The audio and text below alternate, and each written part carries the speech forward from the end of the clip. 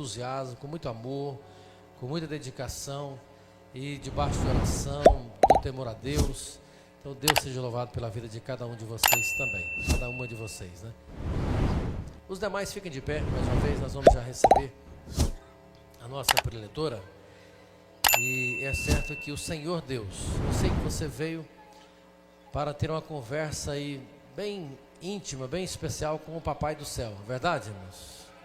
Glória a Deus. Quem veio ter essa conversa com o Senhor?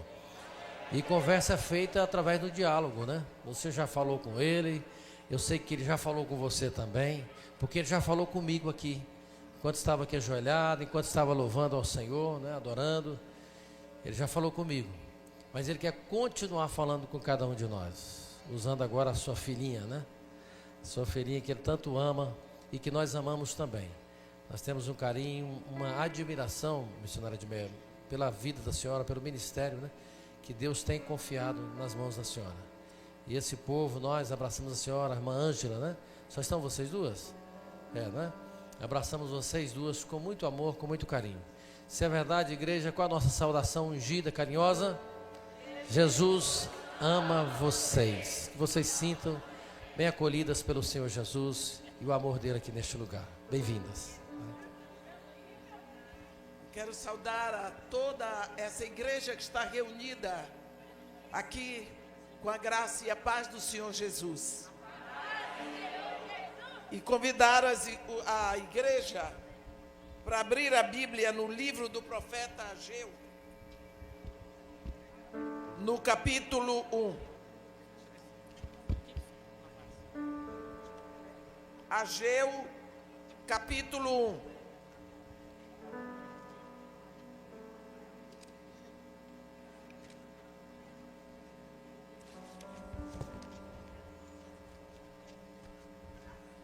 Onde está escrito assim: no segundo ano do rei Dário, no sexto mês, no primeiro dia do mês, veio a palavra do Senhor por intermédio do profeta Ageu a Zorobabel, filho de Salatiel, governador de Judá, e a Josué, filho de Josadaque, o sumo sacerdote, dizendo: assim fala o Senhor dos Exércitos.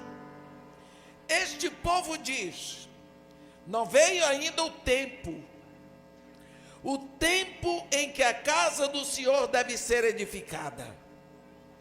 Veio, pois, a palavra do Senhor por intermédio do profeta Ageu, dizendo: acaso é tempo de habitardes vós em casas apaineladas, enquanto esta casa permanece em ruínas? Ora, pois, diz assim o Senhor dos Exércitos: considerai o vosso passado. Tendes semeado muito e recolhido pouco. Comeis, mas não chega para fartar-vos. Bebeis, mas não dá para saciar-vos. Vesti-vos, mas ninguém se aquece. E o que recebe salário, recebe-o para pô-lo num saquetel furado. Assim, diz o Senhor dos Exércitos: considerai o vosso passado. Subi ao monte, trazei madeira e edificai a casa. Dela me agradarei e serei glorificado, diz o Senhor. Amém. A igreja pode sentar. Quando o povo de Israel volta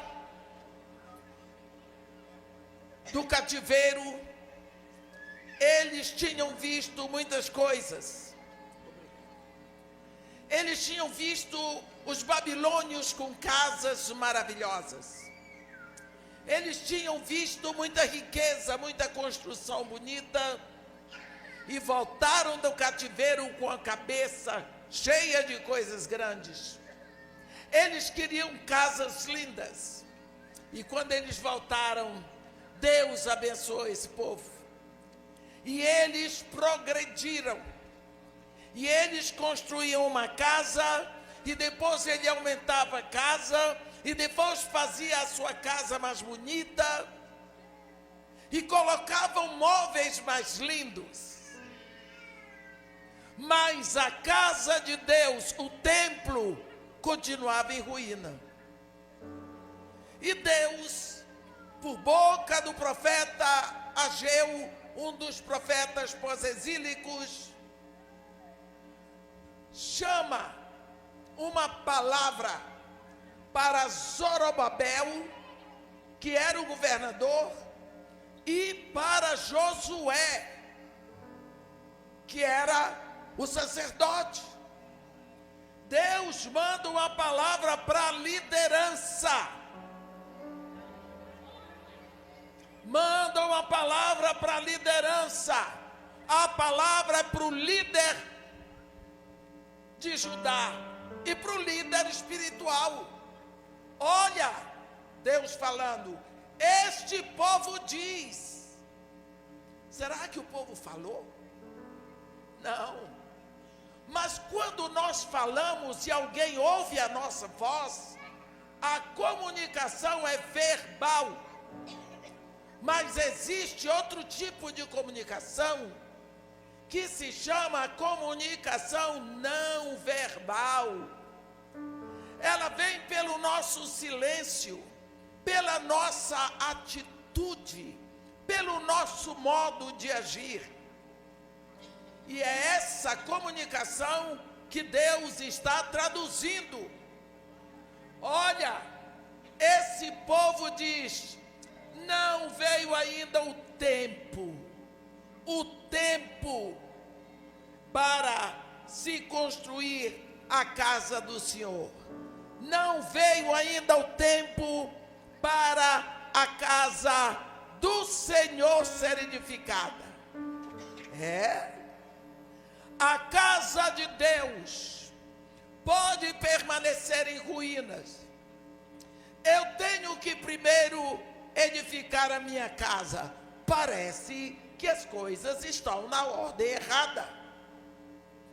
E Deus abençoou tanto esse povo. E Deus diz: fala com eles para observarem. Será que eles não notaram? Será que eles não notaram que eles têm semeado muito, mas agora eles não estão recolhendo como antes? Porque antes eles semeavam muito e colhiam muito, agora eles semeiam muito e recolhem pouco. Será que eles não notaram que eles comem e não se saciam? Será que eles não notaram que eles bebem e continuam com sede? Será que eles não notaram que as coisas vão ficando mais escassas? Que tudo vai ficando mais difícil? Que a inflação chegou, que os preços subiram, o dinheiro não dá mais, o carro está velho, a casa está apertada, a situação está difícil. Será que o povo não notou? Por que isso? Por quê?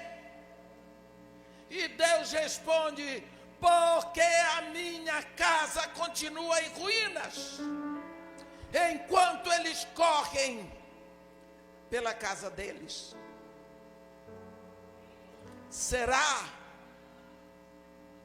Pensa bem. Será que é tempo de vocês viverem em casas apaineladas, enquanto a minha casa permanece em ruínas? Tempo. Esse povo diz: não é o tempo.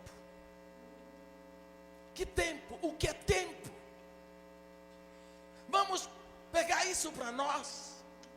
Nós vemos tanto sobre tempo em Eclesiastes, e ninguém define o que é o tempo. Mas eu quero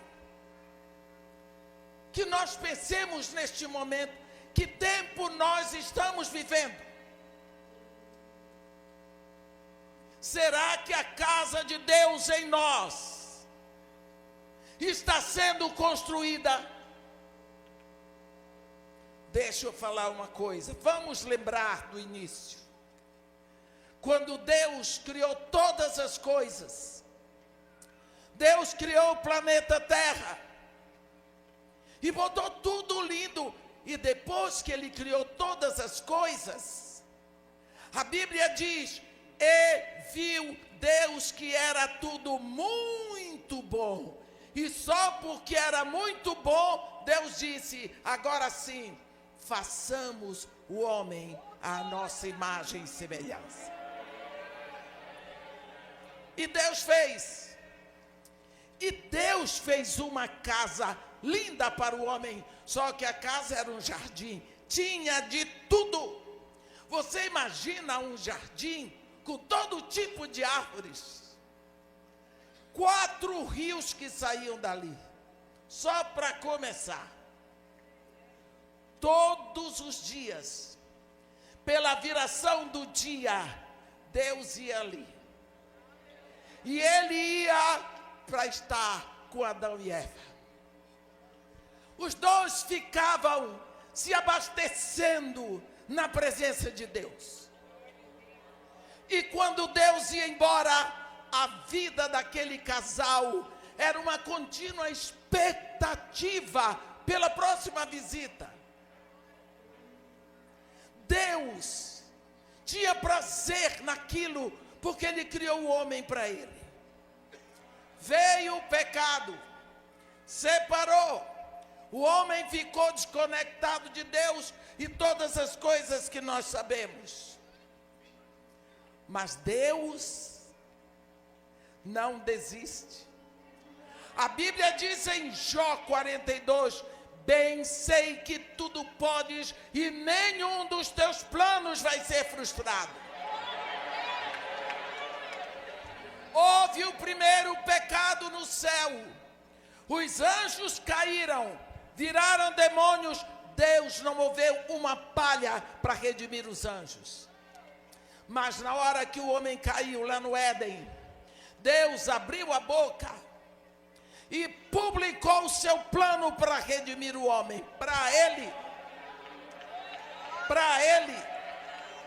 E aí nós vemos a história de Deus com o homem em 3 atos. No primeiro ato, Deus cria o homem. No segundo, Deus perde o homem. No terceiro, Ele resgata o homem para Ele. Agora, pensando bem nisso, quando Deus fala com Moisés, assim que Ele tira o povo de Israel, Ele diz, Moisés, fala ao povo de Israel que me traga a oferta. Esta é a oferta que deles receberei: ouro, prata, bronze, estofa azul e púrpura e carmesim, e peles de animais marinhos e pelos de cabra e madeira de acácia. Ele diz todo o material, e no final ele diz, e me construirão um tabernáculo, um santuário, para que eu possa habitar no meio deles. O que você nota nisso? A gente percebe que Deus tinha uma saudade, um desejo imenso de estar com o homem. Vão me construir um tabernáculo para que eu possa estar no meio deles. Construíram a arca, construíram tudo. E Deus, a presença de Deus e aquela arca. De noite, coluna de fogo, de dia, a nuvem e a arca. caminhando.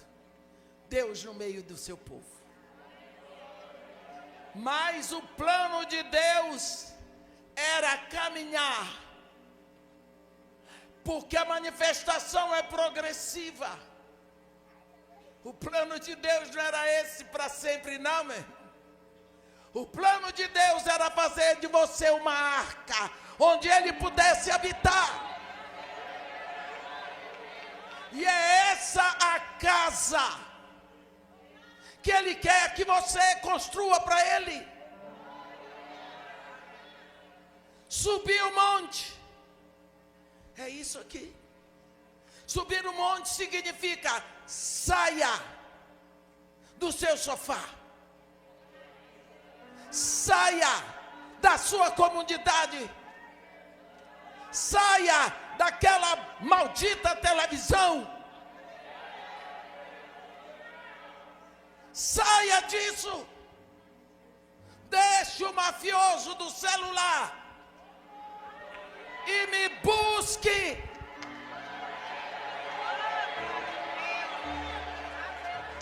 Subir o monte, trazer a madeira. Que madeira? A madeira de acácia, a pior de todas, a mais dura, a mais espinhenta, a mais cheia de nó, que a você e eu também. Traga a sua natureza, traga as suas tendências e inclinações para serem trabalhados. Construir a casa, dela eu me agradarei, e nela serei glorificado.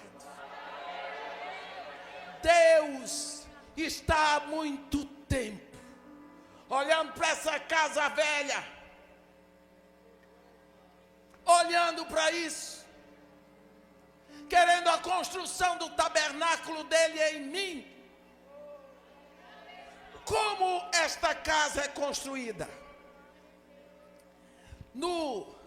Na segunda carta de Paulo aos Coríntios, no capítulo 3, no versículo 18, antes disso, eu vou dizer, porque não dá tempo de ler tudo aqui.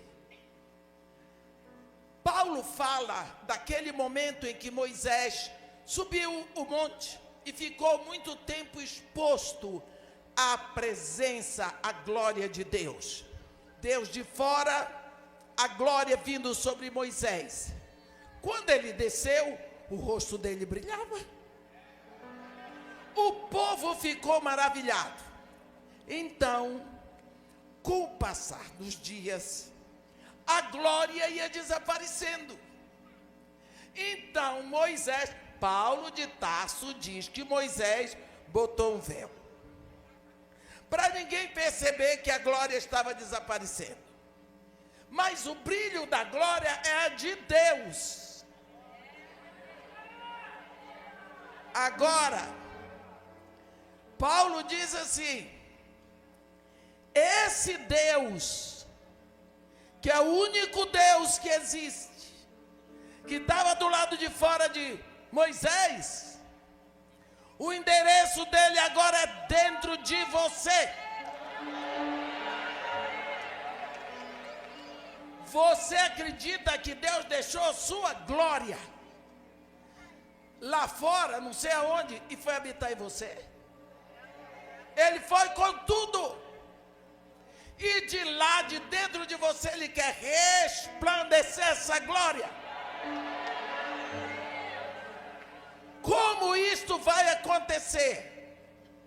Você abre a Bíblia aqui, e você fica de frente para a Bíblia, e você fala com o Espírito Santo.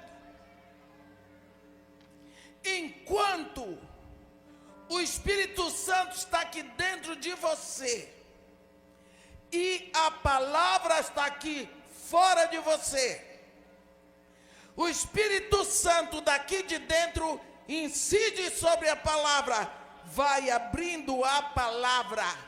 O Espírito Santo não abre a Bíblia, ele abre a palavra.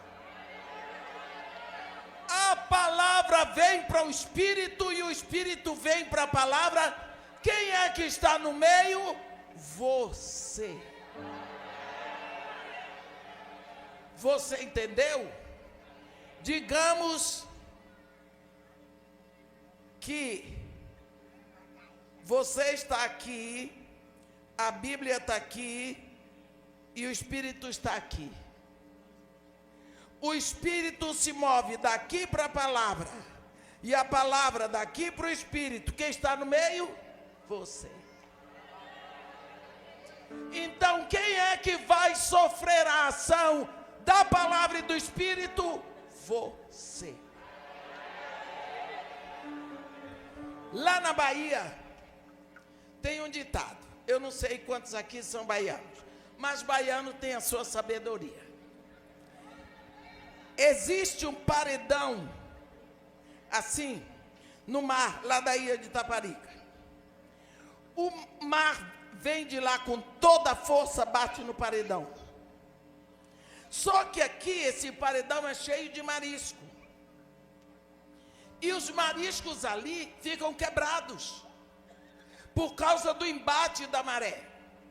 Então os baianos dizem assim: no embate da maré contra os abrolhos, quem fica quebrado são os mariscos. Então no embate do Espírito para a palavra e da palavra para o Espírito, quem sofre a mudança sou eu, que estou no meio. E Paulo diz, 1 Coríntios 3,18, na versão amplificada: e todos nós, com o rosto descoberto, porque não tem mais véu, continuamos a contemplar na tua palavra. É como um espelho diante do qual nós vamos sendo continuamente transfigurados num crescente esplendor, de um degrau de glória em outro degrau de glória, e isto vem do Senhor, que é o Espírito que está dentro de mim. Você, meu irmão, vai sendo transfigurado pouco a pouco, mediante a ação do Espírito e da palavra. Pergunta: como o Espírito vai fazer isso se você não abre a palavra? Se você não lê a Bíblia? Como vai ser isso? O que mais nós queremos? Deus já nos deu o seu Filho. Deus já nos deixou a palavra, já deu o seu Espírito, já nos deu o reino. O que mais precisamos? Que tempo é esse que estamos vivendo? Um tempo em que já temos tudo. Tudo. Ah, se os profetas do Antigo Testamento tivessem visto o que nós já vimos. Ai, se Jó tivesse conhecido o Evangelho, não tinha um salmo para ele ler. Ah, se aquela gente do passado tivesse ouvido que Jesus já veio e já redimiu a humanidade. Por que será que nós estamos tão acomodados? Que tempo é esse que nós estamos vivendo? Nós estamos no século 21. Eu gostaria de ler para você uma coisa que o apóstolo Tiago escreveu no primeiro século. Não era o ano 50 da era cristã quando Tiago escreveu isso. No capítulo 5 da carta que ele escreve, eu queria que você prestasse bem atenção. Ele diz, no versículo 7, sede, pois, irmãos, pacientes, até a vinda do Senhor. Eis que o lavrador aguarda com paciência o precioso fruto da terra, até receber as primeiras e as últimas chuvas. Sede vós também pacientes e fortalecei o vosso coração, pois a vinda do Senhor está próxima. A vinda do Senhor está próxima. 20 séculos atrás ele disse isso. Tem mais. Irmãos, não vos queixeis uns dos outros, para não serdes julgados. Eis que o juiz está às portas. 20 séculos atrás ele disse isso. São passados 20 séculos, nós estamos no século 21. Se no primeiro século, o santo apóstolo diz que a vinda do Senhor está próxima, diz que o juiz está às portas. Que tempo nós estamos vivendo? 20 séculos depois. Sabe, Paulo de Tarso, quando escreve 1 Tessalonicenses, fica muito claro, ele se considerava da turma do arrebatamento. Paulo de Tarso achava que ia ser arrebatado, junto com todos nós. Há 20 séculos. Que tempo nós estamos vivendo? Que tempo? Olha, precisamos abrir os nossos olhos. Precisamos abrir os nossos olhos. Parece que nós estamos enrolados no engano. Sabe, nós temos um problema sério de adaptação. Nós nos adaptamos a tudo que é ruim. Está muito ruim hoje. Está ruim viver hoje. Está difícil. Mas nós estamos legais. Estamos morrendo por adaptação. Eu sempre gosto de citar o exemplo de uma rã. Quer matar uma rã? Se você botar uma panela no fogo, quando a água estiver em ebulição, naquela fervura máxima, joga a rã lá dentro, a rã bate, dá um salto e vai embora. Ela não fica. Se você realmente quer matar a rã, põe a panela no fogo, com água fria, e bota a rã lá dentro. A água está fria. Daqui a pouco a água começa a aquecer, a rãzinha vai sentindo aquele calor bom que nem você, no chuveiro quente em dia frio. Ei, que conforto, que coisa boa! A rãzinha abre as perninhas e vai se espalhando na água que vai aquecendo e vai se adaptando, e vem um soninho e ela dorme e vai cozinhando e nunca mais vai acordar. Morreu por adaptação. Nós estamos nos adaptando demais. Paulo de Tarso diz em Romanos 12: não vos conformeis com este século, com este mundo, com o status quo. Sabe por quê? Não vos conformeis e não andeis conforme. Não andeis do mesmo modo. Temos desculpas para tudo. Temos desculpas para tudo. Nos adaptamos a este mundo. Nos adaptamos perfeitamente. E o que será que está acontecendo? Cuidado. Porque Jesus Cristo diz: eu edificarei a minha igreja. Olha, quando Jesus Cristo diz a minha igreja, significa que só uma é dele. As outras que se diz igreja, só tem aparência. Jesus Cristo tem uma igreja. Lá em Cantares está escrito: 60 são as rainhas, 80 as concubinas, as virgens aos milhares, mas uma só é a minha pomba, a minha imaculada. Nós precisamos saber que tempo nós estamos vivendo.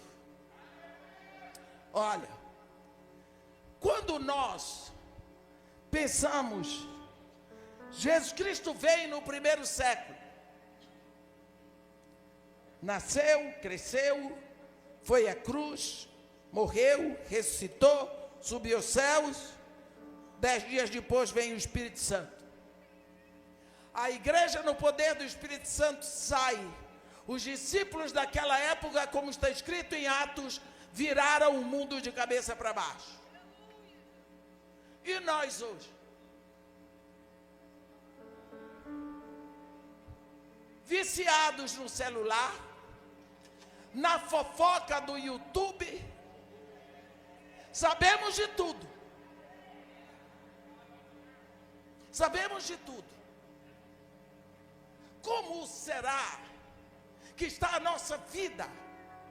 Você acha que o plano de Deus é salvação? Errado.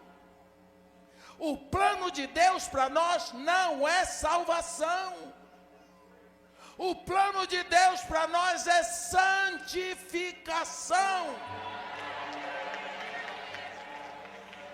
A Bíblia diz que Deus nos escolheu em Cristo antes da fundação do mundo. Para quê? Para sermos salvos? Não, para sermos santos e irrepreensíveis perante Ele. Mas como vamos ser santos se não formos salvos? Por isso Ele vem, Ele nos salva para sermos santos. Como está o processo da nossa santificação? Você acha que ir à igreja 1, 2 vezes na semana já resolveu o problema? Santificação é processo contínuo, é por isso que Deus lhe deu o Espírito Santo. Quando Jesus, em Lucas 12, 49, ele diz assim: eu vim para atear fogo sobre a terra, e bem quisera que já estivesse a arder. Você diz, mas Jesus Cristo é incendiário, pelo que ele está dizendo. Eu vim para atear fogo sobre a terra, e bem quisera que já estivesse a arder.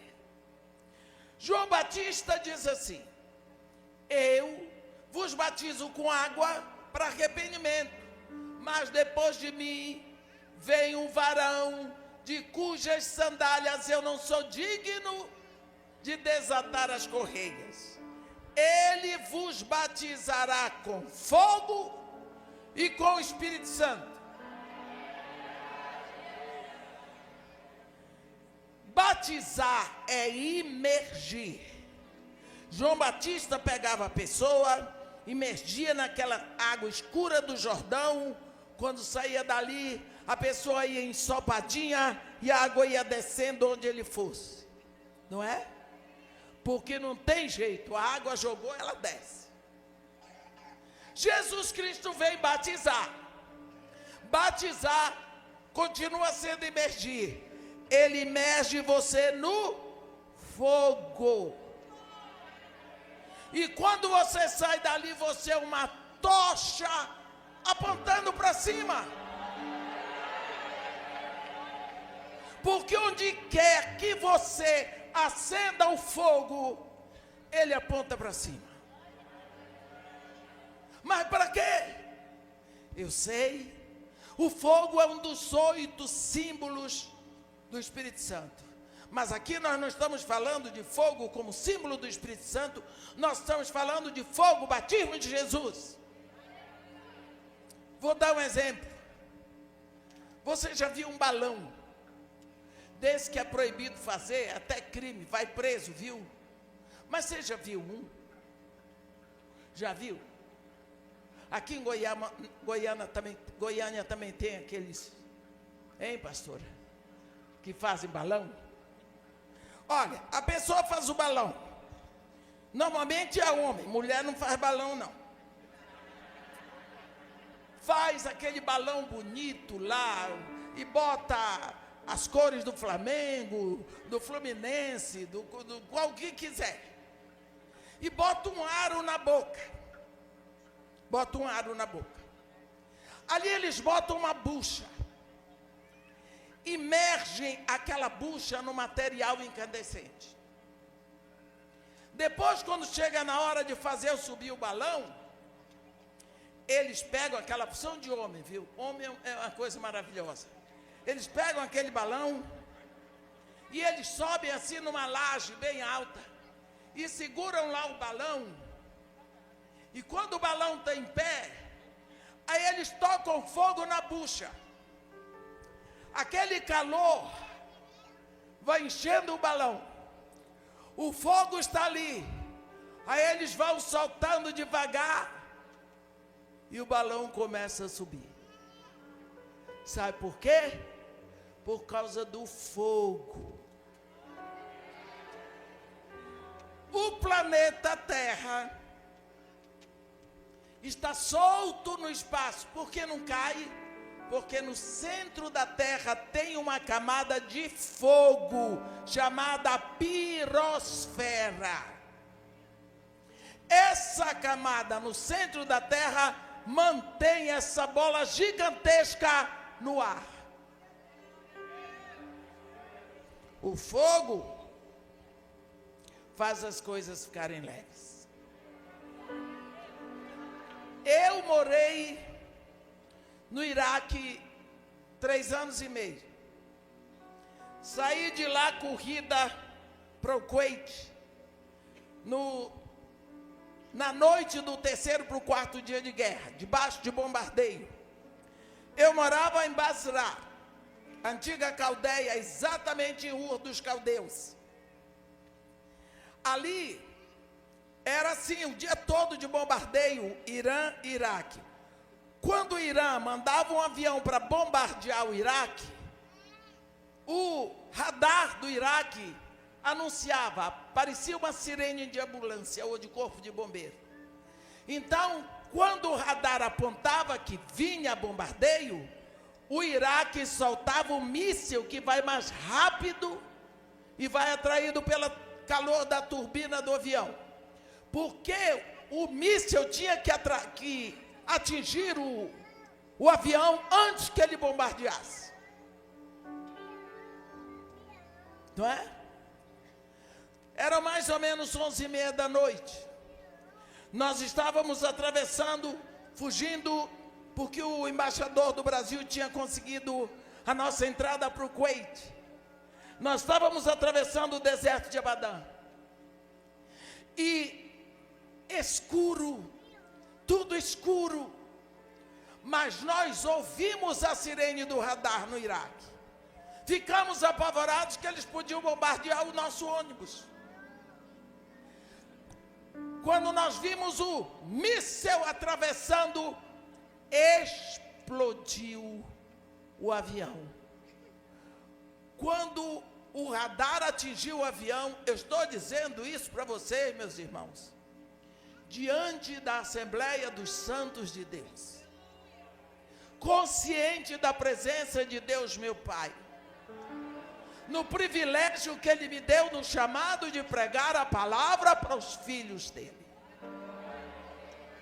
Quando o avião atingiu, quando o míssil atingiu o radar, parecia meio-dia na praia de Copacabana, no verão de janeiro. Tudo ficou claro. Eram milhares de estrelas, na realidade, era o combustível do avião, pegando fogo. O avião se transformou numa bola gigantesca e parou no ar. Fogo. Depois, aquelas estrelas foram apagando, e aquele avião, aquela bola foi apagando, e aquilo veio caindo como se fosse uma folha seca.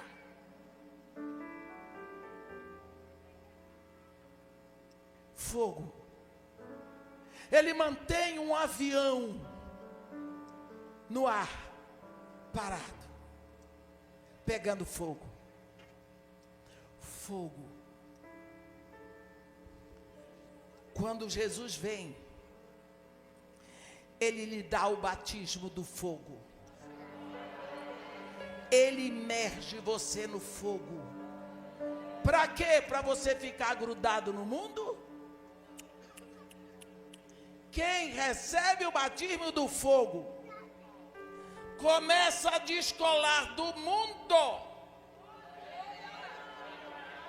O batismo no qual Jesus lhe batiza é um batismo de um fogo espiritual, o mesmo fogo que veio sobre o sacrifício de Elias, o mesmo fogo da presença de Deus.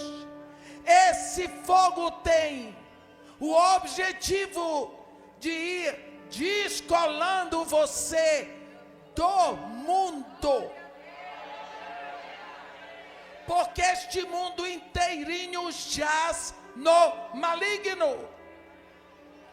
Este mundo é caído. Você vai sendo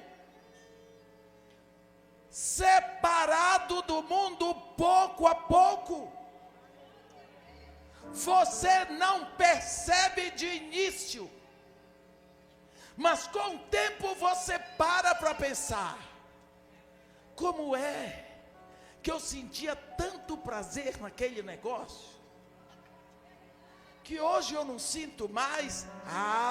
O fogo tirou você, separou você. Você está sendo arrancado pouco a pouco, porque você foi batizado no batismo de Jesus. Pergunta aqui da velha: por que você faz tanta questão de ficar grudado nas coisas do mundo, quando o objetivo de Jesus é lhe arrancar pouco a pouco dessa situação? Quando você está no meio da confusão, você não vê a confusão. Mas se você se afasta e fica da janela olhando, você vê a confusão toda. À medida que você vai sendo separado do mundo, você vê melhor a dor de quem está lá dentro. Você vê melhor a tristeza, a perdição. E você pode ter compaixão de quem ainda está ali. É para isso que Ele lhe batiza no fogo. Não é para você se sentir melhor, é para você ter misericórdia de quem está ali e começar a clamar a Deus. Olha, quando o povo de Israel chegou no Egito, eles eram gente fina, eles eram amados, prestigiados. Afinal de contas, era a família de Safenate Panéias, o grande José do Egito, o governador, né? Então, era uma família riquíssima. Quando Jacó chegou lá, ó, pegou as melhores terras, José na frente. Você já pensou? Se você é irmão do governador, você tem tratamento especial. Se você é irmão, se você é pai do governador. Mas com o tempo eles foram se multiplicando, e os faraós foram morrendo. José morreu. Chegou um ponto que os egípcios tinham medo que eles fossem mais importantes do que os próprios egípcios, e começaram a fazer a vida deles muito difícil, a ponto deles serem escravizados. À medida que o tempo ia passando, a escravidão ia ficando cada vez mais pesada para eles. E Deus estava deixando. Sabe por quê? Sofriam calados. Não vou fazer nada não.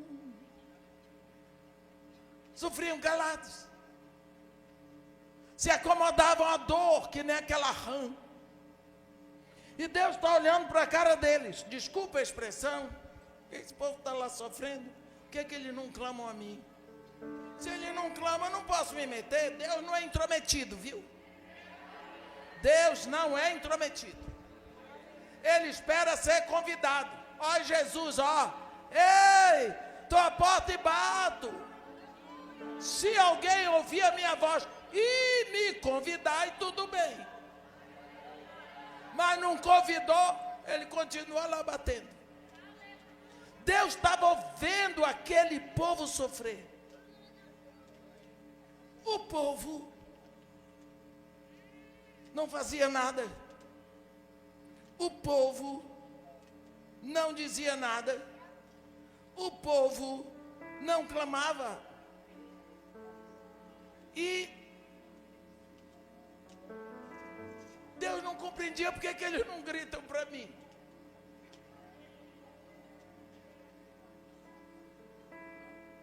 Até que o povo não aguentou mais, começou a gritar. Agora sim. Agora eles clamaram por mim, eu vou. É isso que ele diz para Moisés. Moisés, olhe esses verbos. Quando você lê a Bíblia, converse com a palavra. Presta atenção, cada palavra, cada vírgula, cada acento que vem da boca de Deus, porque é um tesouro. Ele diz: Moisés, eu vi a aflição do meu povo Israel. Eu vi. Aí depois ele diz: eu ouvi o seu clamor. Aí eu desci. Você entendeu?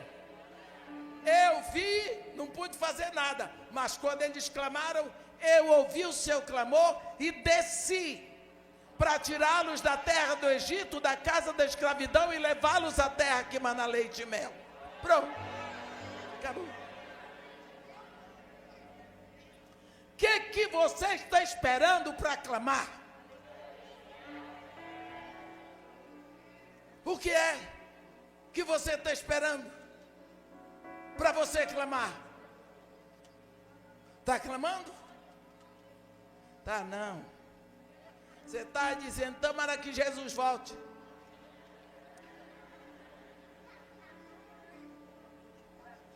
No tempo da pandemia, as pessoas ligavam para mim: irmã, por que Jesus não vem logo buscar a gente? Eu disse: por quê?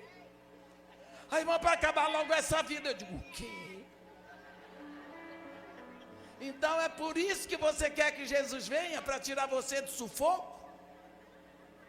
Jesus quer que você o deseje, que você quer estar com Ele, mas você quer dar o golpe do baú. Você quer que Jesus lhe tire do sufoco?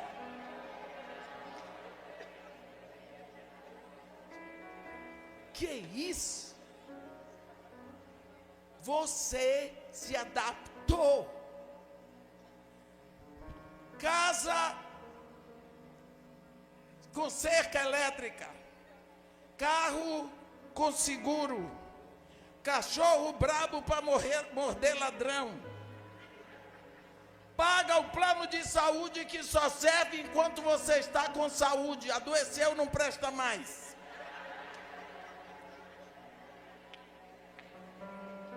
Paga seguro de vida, porque de morte não dá para pagar.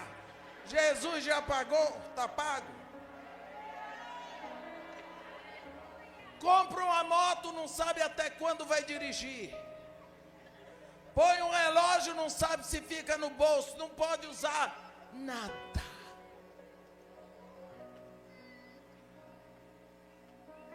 Você se adaptou a isso, é? Seu filho vai para a escola para aprender que ele não sabe mais se é homem ou se é mulher.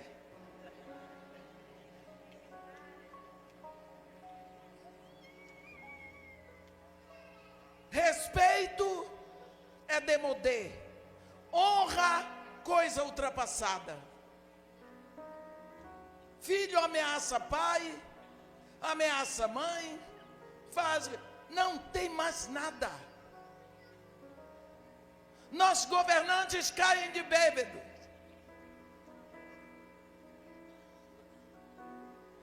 O primeiro império mundial, primeiro e maior império mundial, Babilônia, caiu na bebedeira de Belsazar.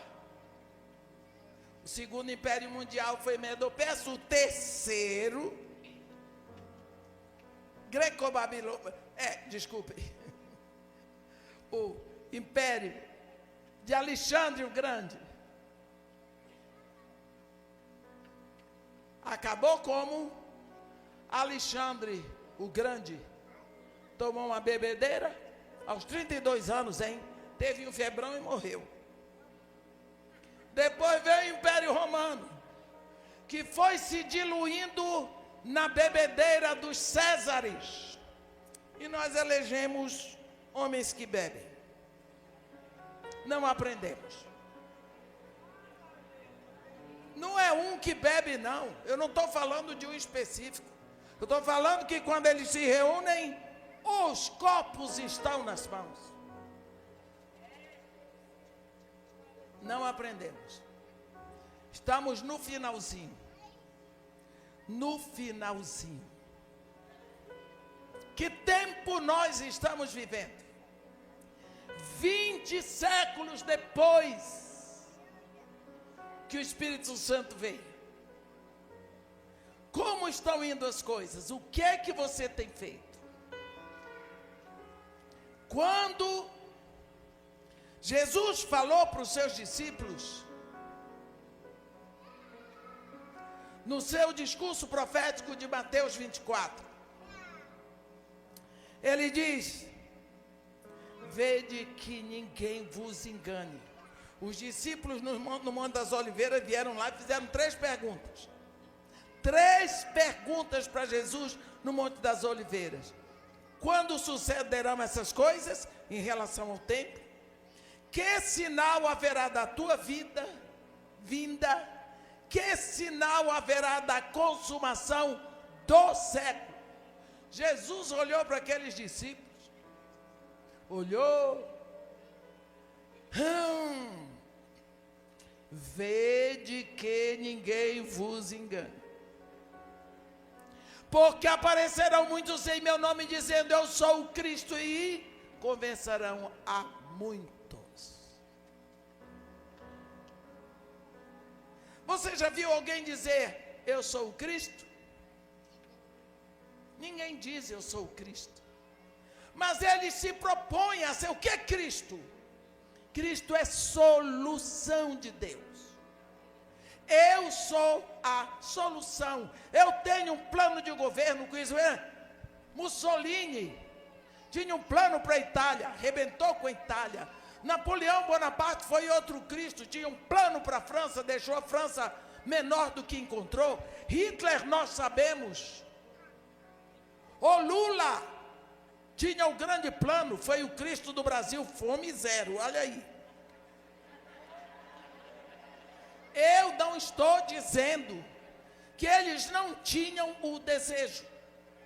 É possível que o desejo do Lula fosse acabar com a fome e até com a pobreza. Pode ter sido isso o desejo dele, porque não? Não conheço o homem. Mas não dá. Não adianta querer ser a solução. Só tem uma solução. O Cristo de Deus. Quando Deus falou para Pedro, ele disse para Jesus, tu és o é um só, o Cristo, o Filho do Deus vivo. O único Cristo que existe é o Filho do Deus vivo. Ele continua falando com os seus discípulos e ele continua profetizando o que vai acontecer. Eu não vou falar sobre Mateus 24, o discurso profético de Jesus, mas gostaria de chamar a atenção, só uns poucos pontos, eu não sei que horas eu vou sair daqui, mas eu vou sair. E ele diz, certamente ouvireis falar de guerras e de rumores de guerras. Ele estava se referindo às guerras depois dele, porque foram as duas maiores guerras, a Primeira e Segunda Guerra Mundial, que aconteceram depois que Jesus tinha subido. Então, rumores de guerra. Guerras e rumores de guerra. Não vos assusteis, mas ainda não é o fim. Se levantará nação contra nação e reino contra reino. É o que mais nós temos visto. Nação é país, reino, só tem dois aqui. O reino da luz e o império das trevas. Está em guerra e embate, graças a Deus. Agora, haverá fomes há muitos anos, que a fome já é a segunda maior causadora de morte no mundo. Mas não é fome aquela coisinha que dá por volta de meio-dia, que a gente diz, preciso comer. É a fome que mata, que deteriora a pessoa. Pensa uma menina de 12 anos que engravida, ela usa crack. Eu já vi tanto isso. Ela não tem nutrientes. Como vai nascer aquela criança? Bota para adoção. Aquela criança não vai ter atenção na escola. Ela tem deficiência de atenção, ela tem deficiência de tudo. Resultado de quê? Da fome. A fome mata por causa de neurônios, por causa de rins, por causa de estômago, de coração, de pulmão, de tudo. Vai acabando por dentro. Terremotos. Quando eu era jovem, tem muito tempo, a gente estudava, a professora perguntava, o que são terremotos? E nós respondíamos, são abalos repentinos provocados por vulcões. Qual é o vulcão que tem no Brasil para ter terremoto? No Maranhão, no Ceará, no interior da Bahia, no Rio Grande do Sul. Cadê o vulcão que tem no Brasil? Ó, terremotos. Isso é Jesus que está falando. Tudo isso, ele diz, é só o princípio.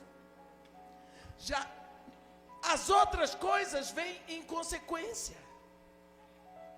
Que momento nós estamos vivendo? A Bíblia diz de sinais. Um sinal. Você olha em Lucas 21, e Jesus Cristo fala.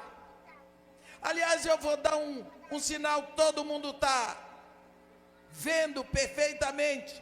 Daniel, no capítulo 12. Daniel, no capítulo 12. Deus fala com Daniel e diz no versículo 4: Tu, porém, Daniel, encerra as palavras e sela o livro. Até o tempo do fim, muitos o esquadrinharão e o saber se multiplicará. Pronto. Que época nós estamos vivendo? A época da maior explosão tecnológica que o mundo já conheceu. Hoje, os médicos operam o coração de uma criança dentro do ventre da mãe. Você toma um avião em New York, 5 horas você está em Paris. Você pega um celular aqui e conversa aqui com a pessoa que está lá na China. A época da maior explosão tecnológica, sinal do final dos tempos, o saber se multiplicará. Tecnologia. Sinal. É um dos sinais que a gente pode dar, que eu não estou falando. Outra, é o Estado de Israel, meus irmãos. É o Estado de Israel. Jesus Cristo diz, ele diz, em Lucas 21, Jerusalém será pisado pelos gentios até que se complete o tempo deles. As nações possuíram Jerusalém. As nações foram donos de Jerusalém. Até quando?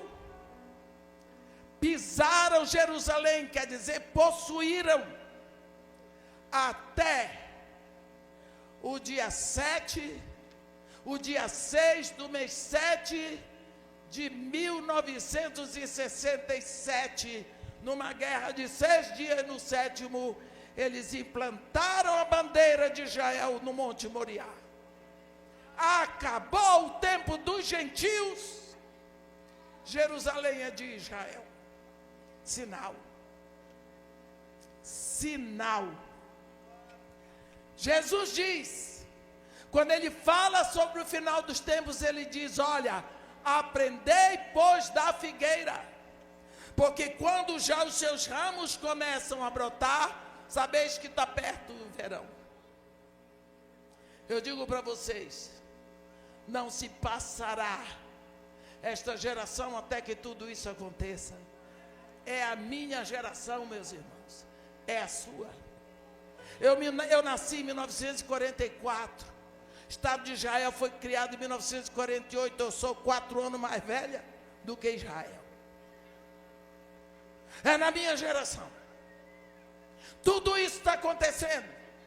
Eu tenho prazer de estar viva para pregar esta palavra eterna.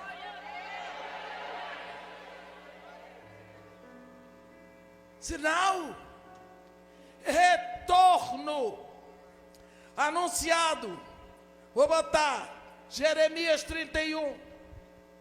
Você vai ver Deus rapidamente falando do retorno dos judeus.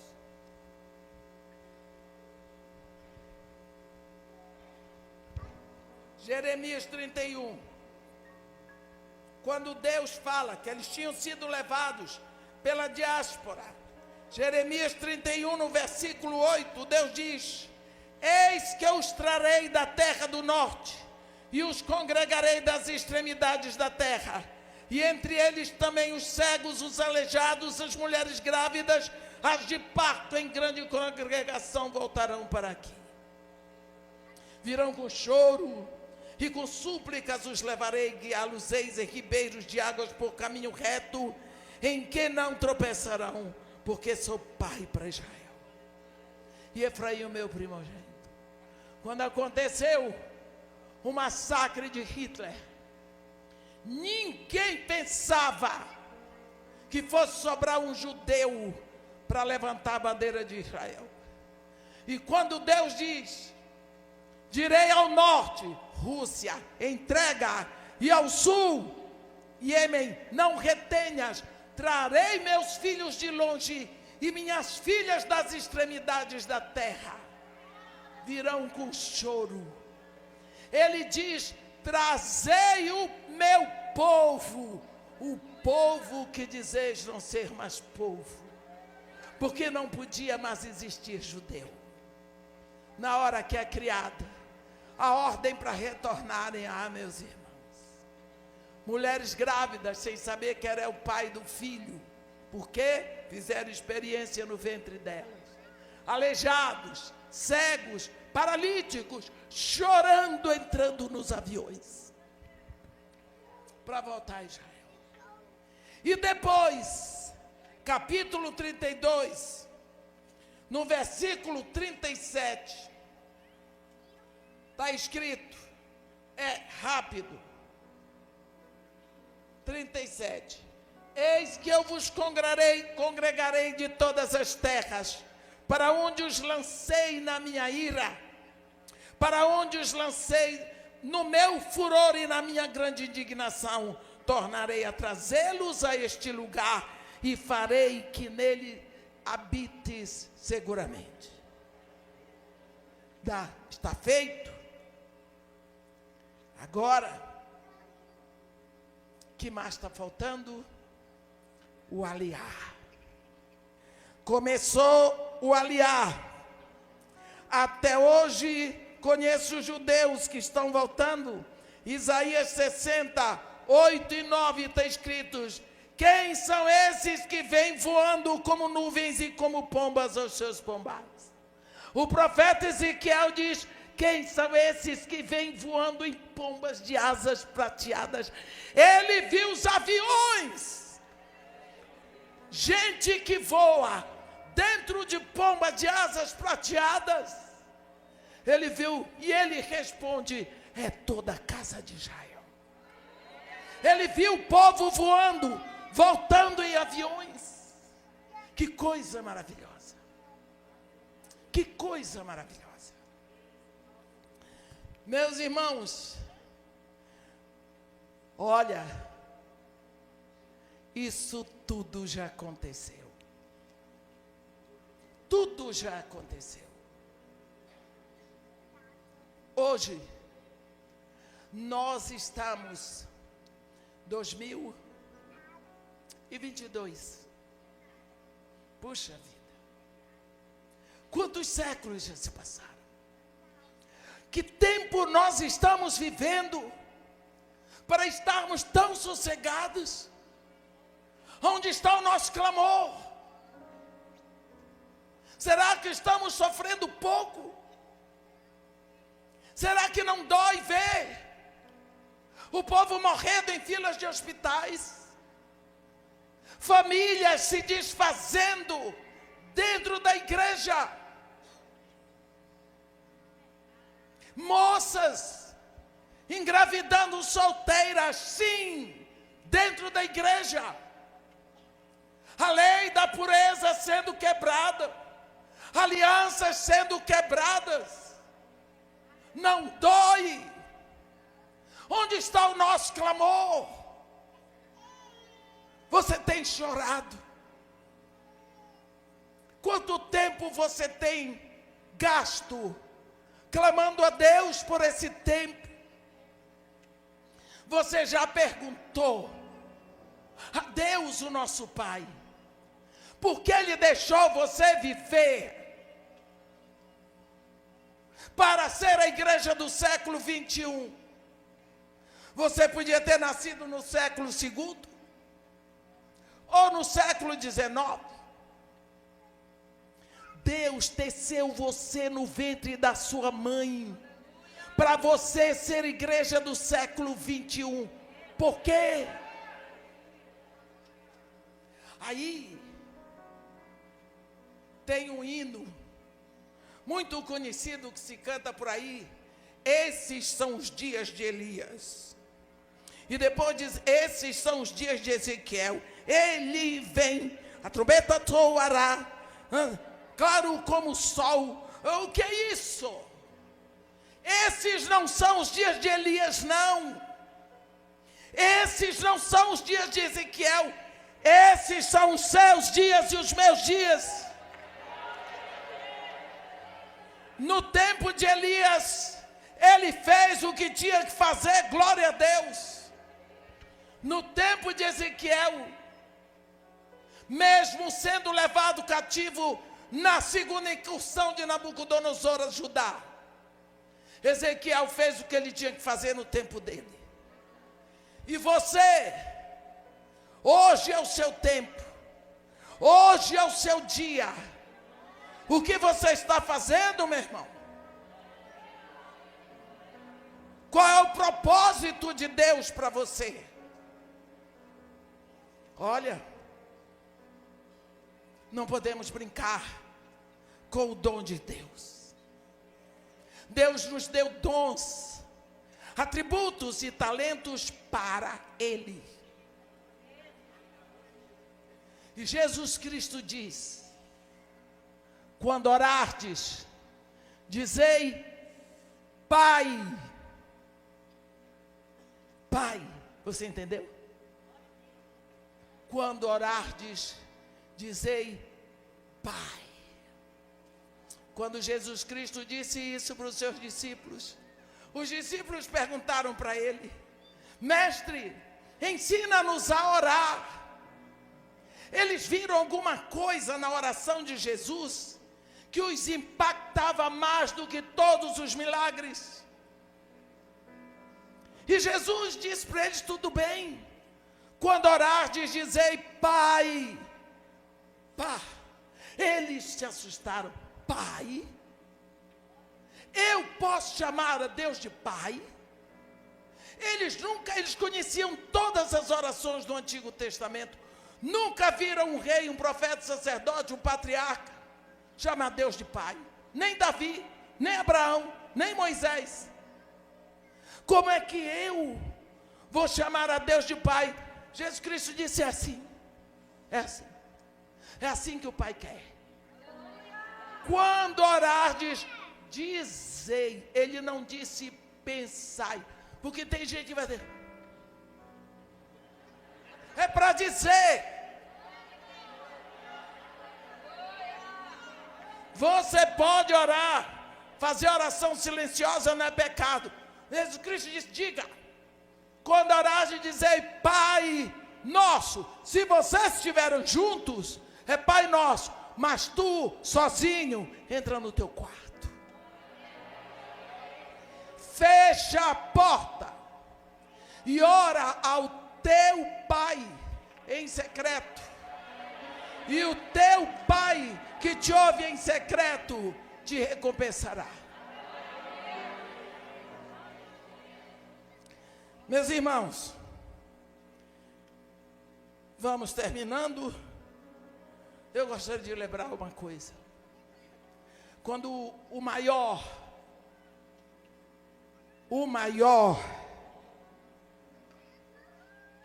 dirigente de nação, né? Nabucodonosor queria saber como seriam os governos depois dele. Porque ele era dono, criou o maior império do mundo, que era a Babilônia. Deitou, queria saber o que ia ser de Babilônia, como seriam os governos depois dele. Deus deu para ele um sonho. E Daniel interpretou o sonho. Uma estátua gigantesca, multimetálica. Cabeça de ouro, peito e braços de prata, tórax e abdômen de bronze, pernas de ferro e pés, metade ferro, metade barro. A cabeça de ouro é a Babilônia. Caiu. Nós já aprendemos isso na história. Depois veio o Império Medo-Persa, prata. Já caiu, já passou, está na história. Depois veio o Império Greco-Macedônico de Alexandre, o bronze, que também caiu. Ele morreu, foi dividido pelos seus 4 generais, o último deles, Ptolomeu, que recebeu o Egito, teve aquela história com Cleópatra e tudo mais. Depois veio o Império Romano. Quem venceu o Império Romano? as pernas de ferro. O Império Romano foi se diluindo, foi se desfazendo, até chegar nos pés. É o mesmo ferro misturado com barro. Virou essa democracia triste que a gente vê por aí. Que nós votamos, mas não elegemos. Pronto. Olhe bem, Babilônia já passou, Medo-Persa já passou, Greco-Macedônico já passou, Império Romano já passou. Aonde nós estamos? No barro com ferro. De vez em quando aparecem uns Nabucobarros por aí que tentam fazer alguma coisa. O que eu quero dizer é que do ouro, o metal piorou para a prata, né?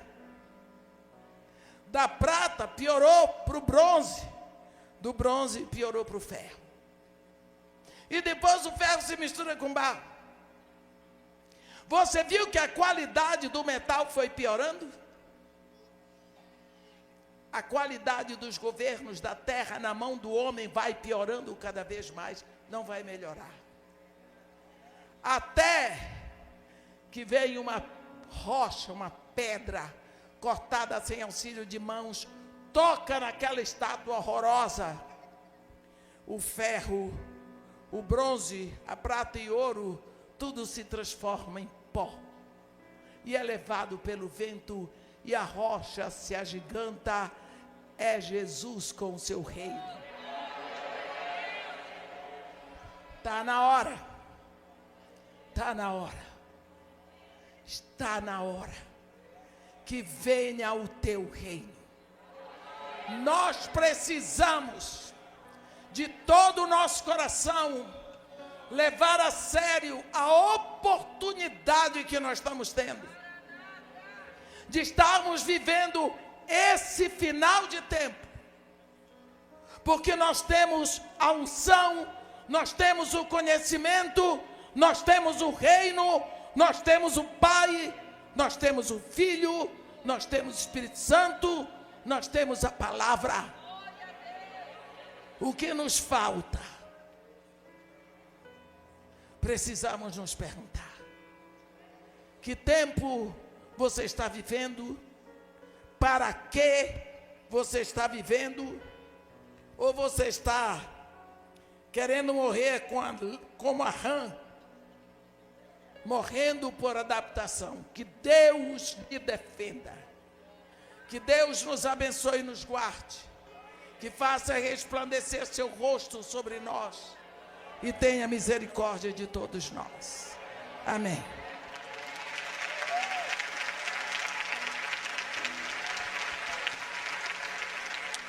Aleluia. Glorificado o nome do Senhor, nosso Deus. O Senhor continua falando conosco. Ele continua falando para que haja despertamento, para que nós busquemos e aproximemos mais dele. Graças a Deus.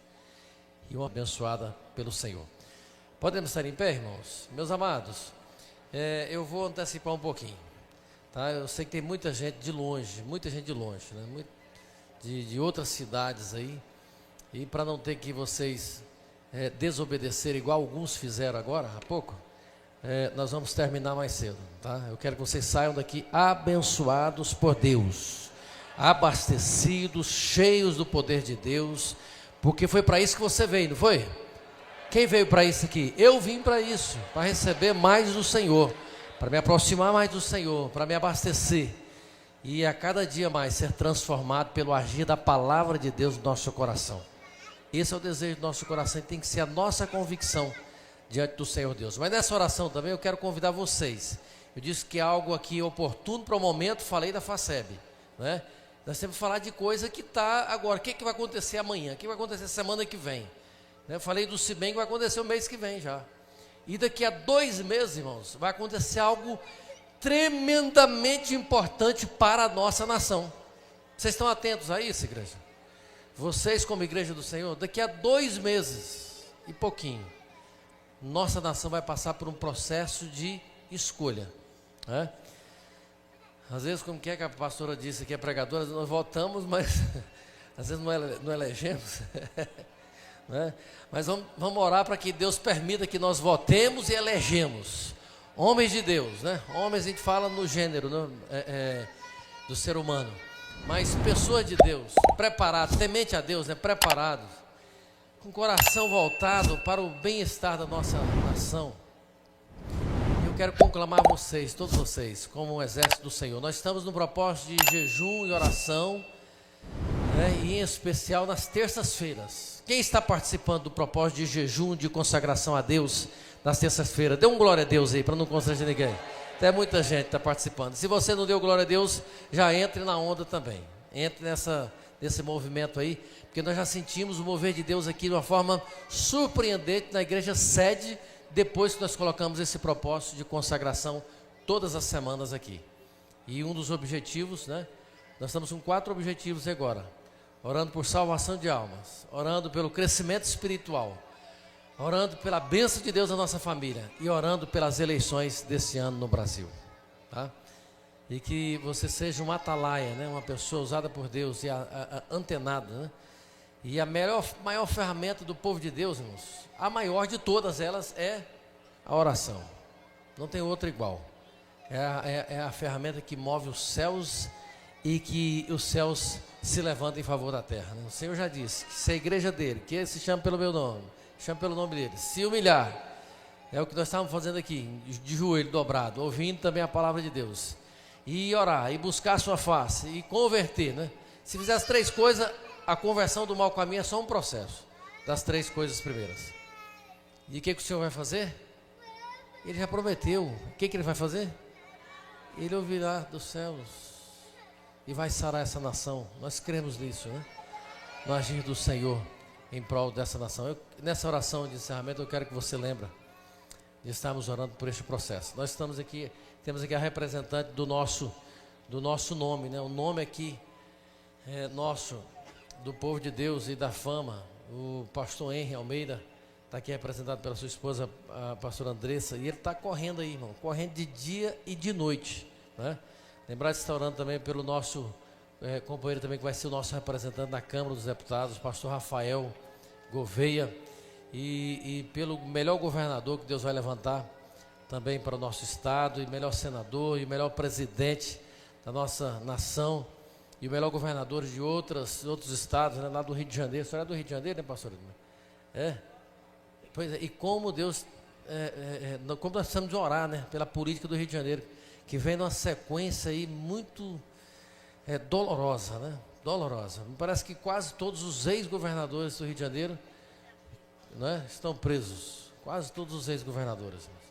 Pensa que coisa lamentável, né? Mas você pode erguer as 2 mãos aos céus e, como exército do Senhor, clamar por ele, pela bênção do Senhor, e que acima de tudo haja salvação, né? Que é a fonte, é a solução, né? Que a pastora pregou aqui nessa noite, é a solução para a nossa nação. Sublime Deus, santo e poderoso Pai, unimos a nossa fé, ó Deus, como igreja do Senhor nessa nação, o povo que tem feito a diferença, Senhor, nos 4 cantos desse país, onde tem, ó Deus, uma cidade, nós temos visto que tem mãos levantadas, que tem um povo comprometido, aliançado com o Senhor.